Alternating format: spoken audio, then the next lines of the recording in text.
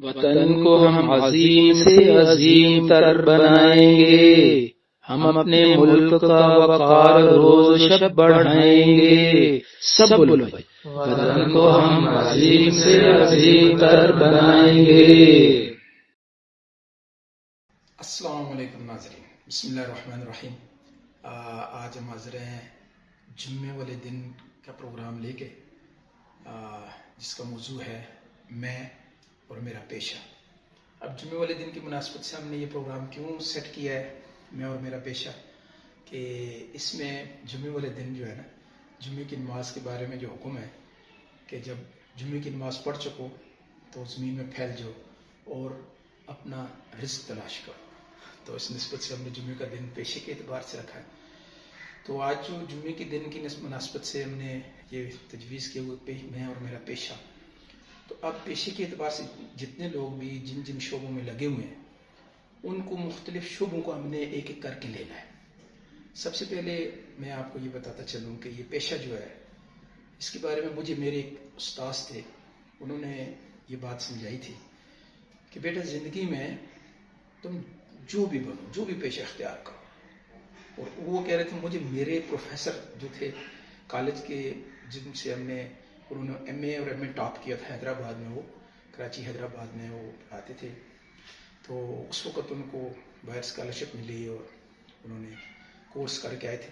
تو ابھی انہوں نے کہتے ہیں، مجھے میرے پروفیسر نے یہ کہا تھا کہ بیٹا زندگی میں جو کچھ بھی بنو، لیکچرار بنو، جو بھی پیشہ، یعنی جتنے پیشے انسانوں کے ساتھ وابستہ ہے، موچی ہے، نائی ہے، کوئی بھی شعبہ اختیار کرو، تو یہ سارے معزز شعبے ہیں۔ اس میں ہمارے ہاں یہ بہت بڑا، ہمارے کلچر میں یہ بھی چیز ہے کہ ہم نا پیشوں کے اعتبار سے لوگوں کو ان کے نام سے پکارتے نہیں بھائی، انسانیت کے نام سے، انسانیت کے وقار کے ساتھ جو ہے ہر ایک کی عزت کرنی ہے۔ اس کو ہم نے اپنے معاشرے میں لانا ہے۔ ہمارے معاشرے کی بہت زیادہ چیزیں ایسی ہیں جن کو ہم نے، چونکہ ابھی ہمارا پروگرام بات خیر کیا ہے اور اس میں ہم نے مثبت کردار اجاگر کرنے ہیں۔ ہم کیسے کر سکتے ہیں؟ یعنی جیسے ہم باہر ملکوں میں دیکھتے رہتے ہیں کہ وہاں پہ ہر انسان کی بطور انسان رسپیکٹ ہے، عزت ہے، تو ہم نے بھی ہر شعبے والے کی ایک تو عزت کرنی ہے۔ دوسری یہ ہے کہ جو بھی زندگی میں جس شعبے کو بھی اختیار کرنا ہے، تو میرے میں استاد نے کہا تھا کہ بھائی زندگی میں جو کچھ بھی بنو، سب سے پہلی کوشش تمہاری یہ ہو کہ پورے ملک کے اندر اس شعبے میں تمہارا ثانی کوئی نہ ہو۔ استاذ ہو تو ایسے استاذ ہو کہ تمہارا ایک معیار ہو، یعنی تمہارے ملک میں تم جیسا دوسرا استاذ نہ ہو۔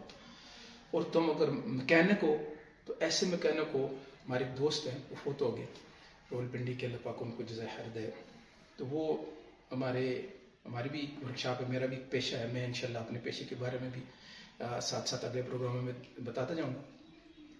تو وہ اکثر یہ کہا کرتے تھے، میرے بڑے بھائی جان وہ کہتے ہیں کہ وہ ایسے تھے، وہ ڈیزل پیٹرول ہر قسم کی گاڑی کا کام کرتے تھے۔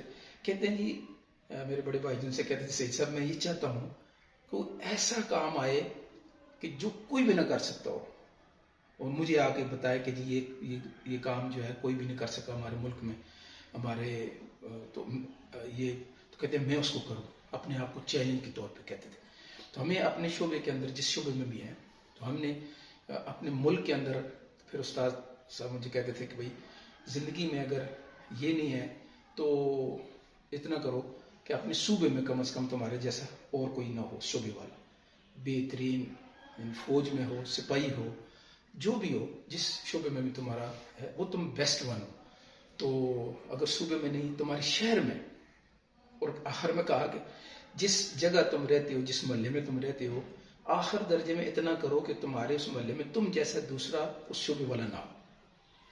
یعنی ہم نے اپنے شعبے کو صرف اپنی روزی کمانے کا ذریعہ نہیں بنانا، بلکہ اس میں بہترین اور اپنے پیشے سے محبت کرنی ہے۔ جو لوگ اپنے پیشے سے محبت کرتے ہیں نا، دنیا میں صرف وہی لوگ کامیاب ہوتے ہیں۔ اب میں آپ کو صرف اتنی ایک واقعہ سنا دیتا ہوں کہ ہر شعبے والا کس طرح اپنے ملک اور قوم کی سوچ، اس کی عزت کی سوچ رکھتا ہے۔ میں چائنا میں گیا ہوا تھا، تو چائنا میں ایوو شہر سے میں ایک بذریعہ بس ایک اور شہر ہے، وہاں فیکٹری وزٹ کرنی تھی، کچھ سامان لینا تھا۔ تو وہاں پر جب میں پہنچا تو 1 بجے وہاں پہ پہنچا، تو جو فیکٹری کی طرف سے ایک لیڈی عورت جو ہے وہ آئی ہوئی تھی چونکہ انگلش ٹرانسلیشن اکثر چائنیز کے پاس انگلش ٹرانسلیٹر کے انہوں لیڈیز یا جینٹس ہوتے ہیں، لیکن وہ تو ٹرانسلیٹر تھی مجھے ریسیو کرنے کے لیے، مالک بھی وہ فیکٹری کا آیا ہوا تھا. تو میں نے ان سے پوچھا کہ واپسی کی بس یہاں پہ، تو انہوں نے کہا جی 4 بجے جائے گی. تو میں نے اسی کو واپسی کا ٹکٹ لے لیا کہ 3-4 گھنٹوں میں ہمارا کام ہو جائے گا، وزٹ ہو جائے گا فیکٹری کا، تو واپس آ جائے گا. خیر وہ ہمارا کاروباری ٹور تھا، وہ فیکٹری وزٹ کی، سامان دیکھا، چیک کیا. واپسی پہ جو ہے ایک تو چائنیز لوگ جو ہے نا مہمان نوازی بہت زبردست کرتے ہیں، ٹھیک ہے. یہ مہمان نوازی ہمارا اسلامی مسلمانوں کے ناطے بھی ہمارا شعار، انہوں نے بہت اچھے، جہاں بھی کہیں جاتے تھے، ہم کافی عرصے سے جا رہے، تو برحال جو ابھی واقعہ سنانا چاہتا ہوں کہ وہ مجھے لے کے واپس وہ بس کے اڈے پہ آئی، تقریباً 10 منٹ پہلے ہم اڈے پہ پہنچ گئے. تو اب وہ ہم بیٹھے ہوئے تھے تو 5 منٹ گزر گئے. جب 5 منٹ رہ گئے تو اس لڑکی کے اٹھ کے بار بار جانا، باہر جانا، پھر آنا.